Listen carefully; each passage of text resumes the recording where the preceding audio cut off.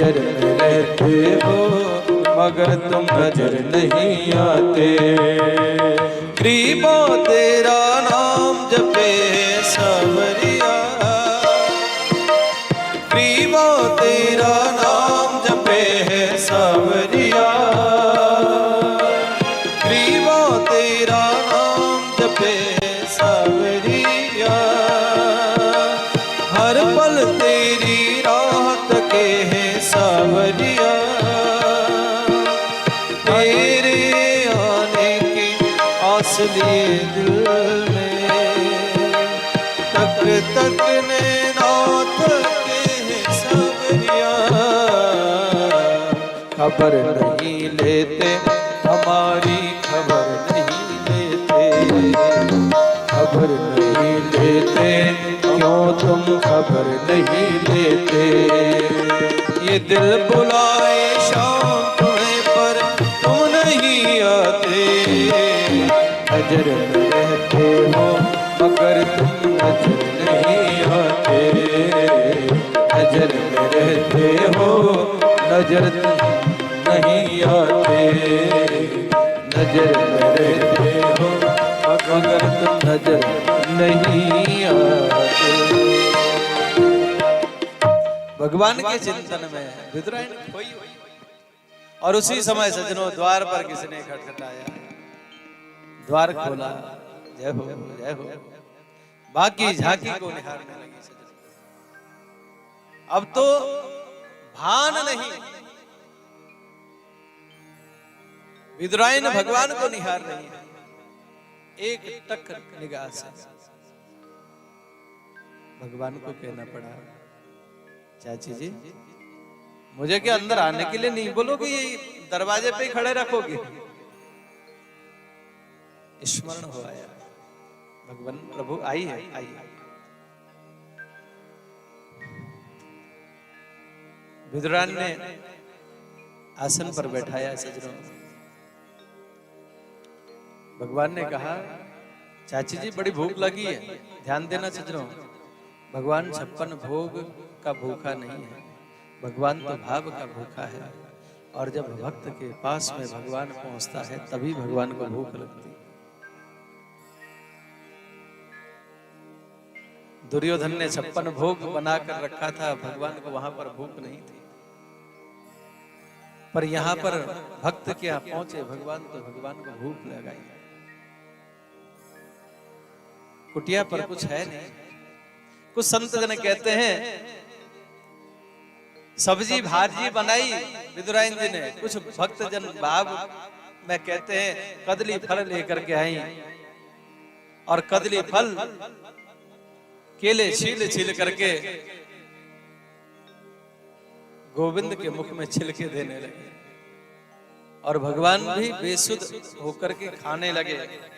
बेसुध में खिलाती रही रहा न तन का भान, बेसुध में खाते रहे कृपा सिंधु भगवान। और जैसे आकर के नजारा देखा विदुर जी ने, माखन मिश्री लेकर के आए थे, और जैसे देखा यहाँ तो केलों की गिरी की ढेर लगी हुई है, छिलके चबा रहे भगवान। कहा, देवी तुम्हारी मति तो ठीक है, आज जन्म जन्मांतरों की तपस्या साधना नियम व्रत सार्थक हुआ कि भगवान हमारे कुटिया पर आए, और आज तुम भगवान को छिलके खिला रही, तुम्हारी मति मारी गई। होश आया, बड़ी दुखी हुई। प्रभु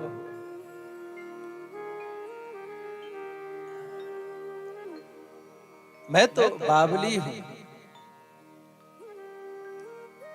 मुझे आप क्षमा करें। बड़ी दुखी हुई है सज्जनों विदुरायण जी।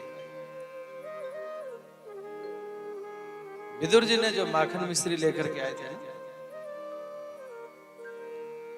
भगवान को दिया। आज भगवान कह उठे, चाचा जी अगर वास्तविक देखा जाए तो देखो, जो आनंद मुझे चाची जी जो कदली फल खिला रही थी, जो स्वाद उसमें आ रहा था, वो स्वाद ये माखन मिश्री में नहीं। तो सज्जनों, भगवान तो वस्तु पदार्थ का भूखा नहीं है, भगवान तो भाव का भूखा है।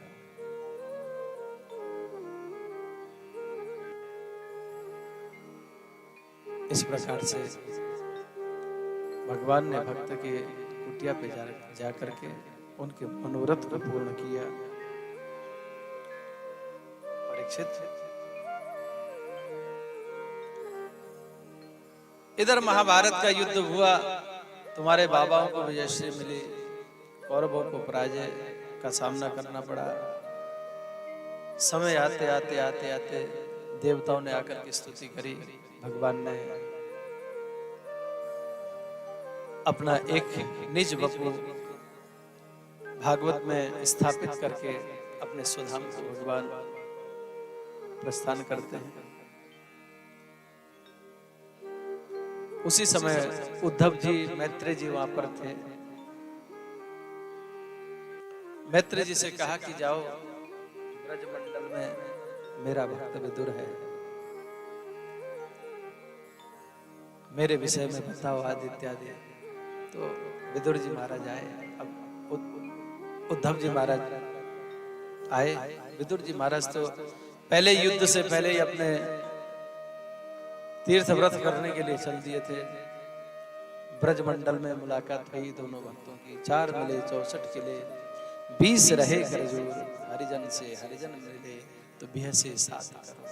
सज्जनों, भगवान के भक्त जब आपस में मिलते हैं तो नतमस्तक होकर के मिलते हैं। भक्तों में अभिमान नहीं रहता, और जिसमें अभिमान हो वो भक्त हो ही नहीं सकता।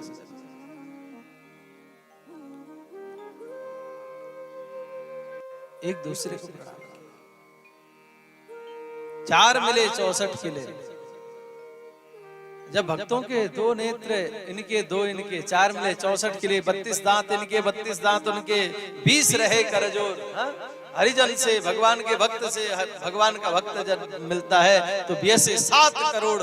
संत जन कहते हैं 3.5 करोड़ रोए मनुष्य के शरीर में होता है, और वो दोनों के मिलके 7 करोड़। तो 7 करोड़ ये रोमावली पुलकित हो जाती है।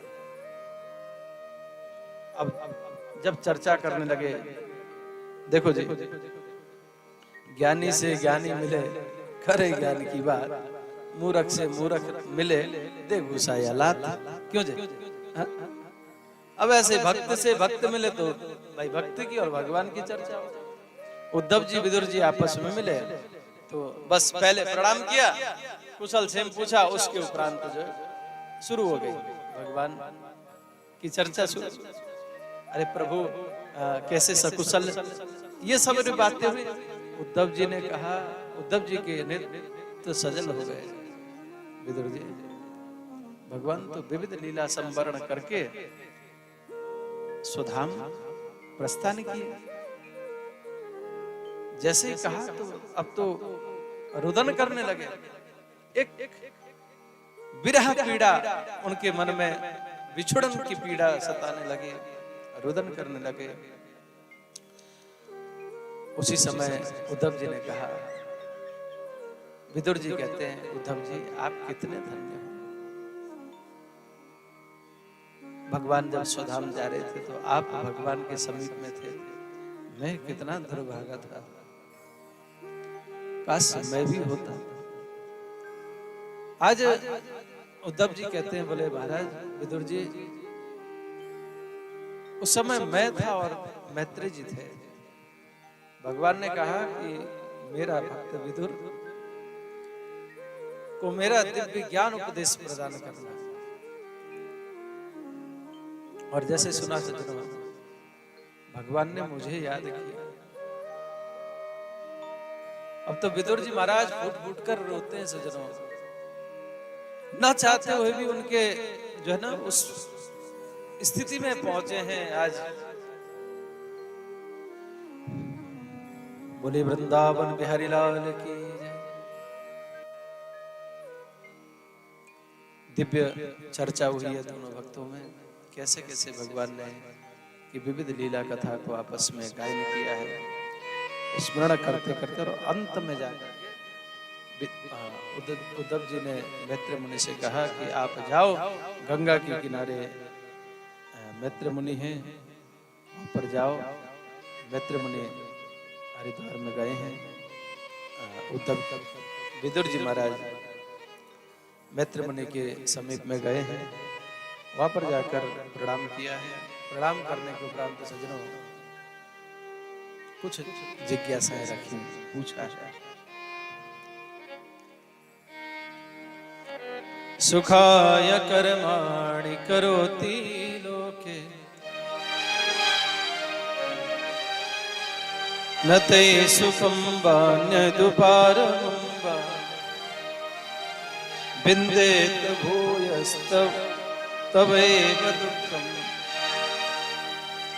यदा त्रयोक्तं भगवान् वदेत्। मैत्र मुनि को प्रणाम किया बुजुर्ग जी ने और पूछा, हे गुरुदेव, संसार में सब सुखी होना चाहते हैं, सुखी होना चाहते हैं कि नहीं सब, या कोई दुखी होना चाहता है? कोई नहीं चाहता। सुखी होने के लिए प्रत्येक कर्म होते हैं संसार में। सुख नहीं मिलता पर उसको दुख की प्राप्ति होती है, ऐसा क्यों होता है? सुखाय कर्माणि करोति लोके, सुख प्राप्त करने के लिए जीव प्रयत्न करते हैं संसार में, पर उसको सुख की अपेक्षा, सुख की जगह दुख की प्राप्ति क्यों होती है? बड़ा सीधा प्रश्न, और मैत्र मुनि ने भी घुमा के उत्तर नहीं दिया, बिल्कुल सीधा सटीक। जनस्य कृष्ण दिमुखस्य सेवा, बोले जीव सुखी होने के लिए तो कर्म करता है, पर दुख की प्राप्ति इसलिए होती है कि देखो वो अपने आप को कर्ता मान लेता है, फिर दुखी होता है।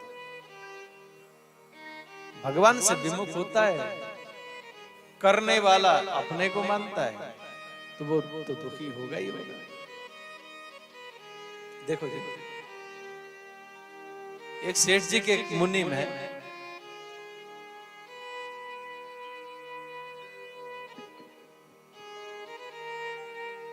सेठ जी को घाटा हो जाए, सेठ जी को घाटा हो जाए, मुनिम को अटैक नहीं आता? आता है? हा? अटैक आएगा तो सेठ जी को ही आएगा। मुनि तो तनख्वाह में बैठा है, भाई नुकसान हो तो सेठ का है, फायदा हो तो सेठ का है कि नहीं? मुनिम के सेहत में कोई फर्क नहीं पड़ता, पड़ता है? भाव क्या है? बोले करने वाले भगवान है, कराने वाले भगवान है, सेठ भगवान है, तो तुम मुनिम बन के बैठो तो क्या परेशानी होगी बताओ? अपने आप को सेठ मानोगे तो भुगतोगे, कर्ता मानोगे तो दुख भी उठाओगे, कष्ट भी भोगोगे। मुनिम मान लो, चकाचक तनख्वाह लो, ऐश करो। हा?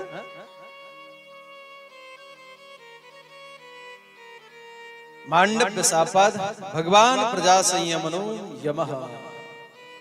हे विदुर जी, आप तो कोई साधारण नहीं हो, धर्म के धर्मराज हो। मांडव्य ऋषि के श्राप के कारण ही तो आप दासी के पुत्र बने हो, आप धर्म को जानते, धर्मराज साक्षात धर्मराज हो। देखो जी, कथा भागवत भगवान जय हो। भागवत के प्रसंग ऐसे हैं सज्जनों, एक विषय वस्तु को लेकर के जितने गहराई में जाओ उतना आनंद आता है, मन करता नहीं कि आगे बढ़ो, पर हर चीज का एक समय है, निर्धारित है। आगे यहाँ पर सृष्टि के विषय में पूछा गया है, बताया है। ब्रह्मा जी ने जब सृष्टि का विस्तार किया तो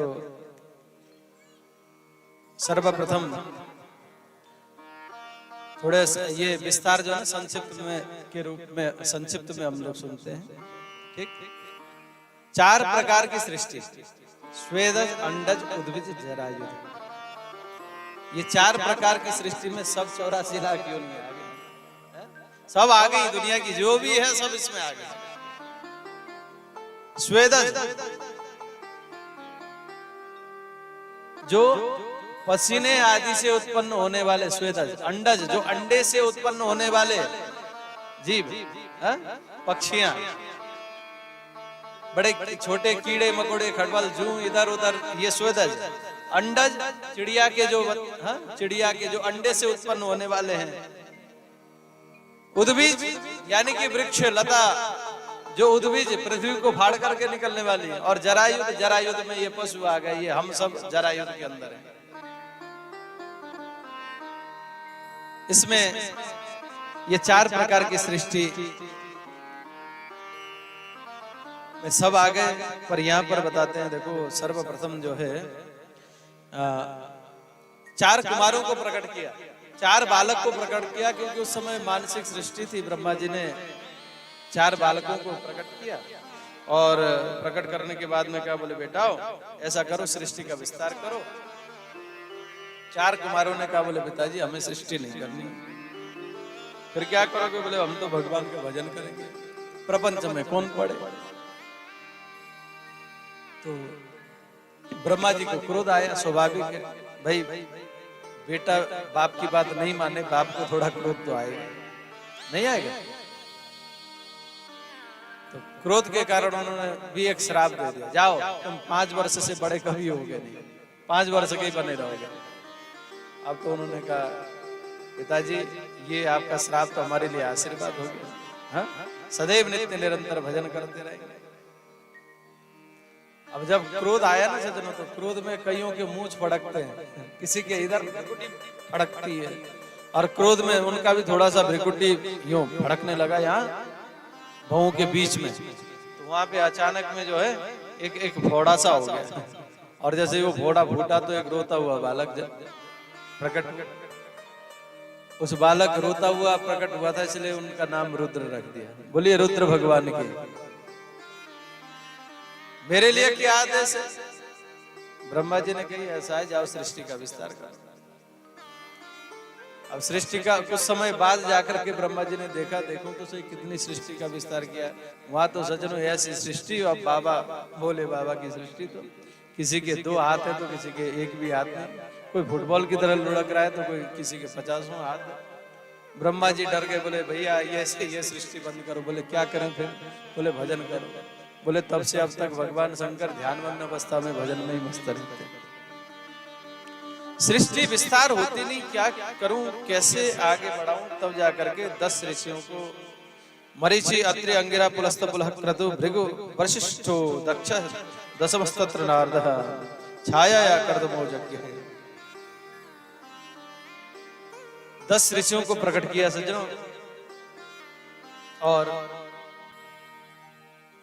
सरस्वती को, वाणी से सरस्वती को प्रकट किया। और उसके उपरांत सज्जनों सृष्टि कैसे न कैसे तो बढ़ानी है, बढ़ नहीं रही है, तो अपने आधे अंग से मनु और आधे अंग से शत्रुपा, मनु और शत्रुपा को प्रकट किया। और मनु और शत्रुपा को प्रकट करने के उपरांत सज्जनों ब्रह्मा जी ने कहा, देखो आप जाओ मैथुनी सृष्टि के द्वारा सृष्टि का विस्तार करो। हम लोग मनु की संतान है सज्जनों, इसलिए मनुष्य हैं। और दूसरा भाव, हम लोग मन प्रधान हैं, इसलिए मनुष्य हैं। हाँ।